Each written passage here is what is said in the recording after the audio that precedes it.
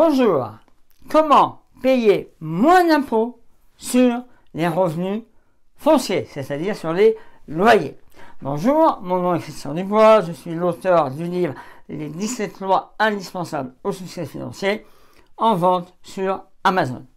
Alors nous allons regarder le fonctionnement du déficit foncier qui va vous permettre de payer moins d'impôts sur les revenus fonciers. Quand vous achetez un bien immobilier, on pourrait comptablement l'imager comme une balance. Avec, vous savez, les anciennes balances, les balances Robert-Val avec les plateaux. Sur le premier plateau, on va mettre les recettes. Et sur l'autre plateau, on va mettre les charges déductibles. Les recettes, qu'est-ce que c'est? Ce sont les loyers sur lesquels, normalement, vous devriez payer de l'impôt. Donc, il faut qu'en face, j'ai des charges. Donc, qu'est-ce que j'ai le droit de déduire? Les intérêts du prêt, qui sont déductibles, sans limite dans le temps et sans plafond. J'ai également le droit de déduire l'assurance décès, invalidité.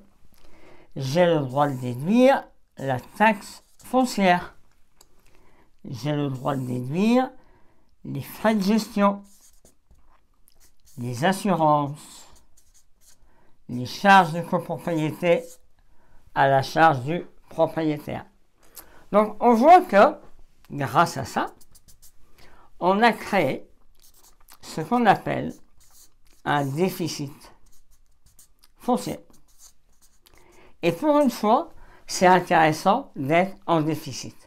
Parce que tant que vous êtes en déficit foncier, vous ne payez pas d'impôt sur les revenus fonciers, ça veut dire sur les loyers.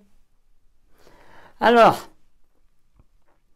pourquoi il est important de faire un prêt long? Je vous en ai déjà parlé dans d'autres vidéos. Il est important de faire un prêt long. Eh bien, c'est simple. Un prêt sur 25 ans, ça fonctionne comme ça.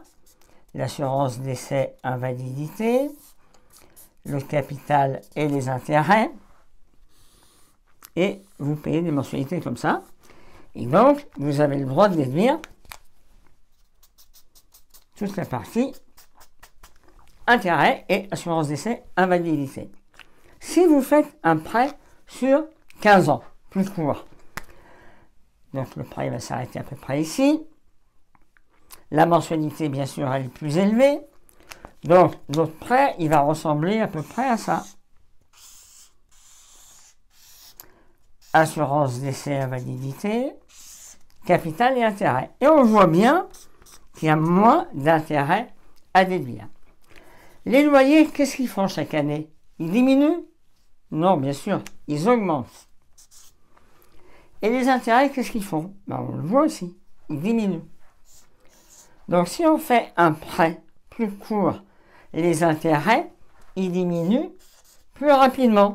Et les loyers, eux, ils augmentent à la même vitesse. Donc, ma balance, elle s'inverse plus rapidement et je me retrouve plus rapidement en revenu foncier.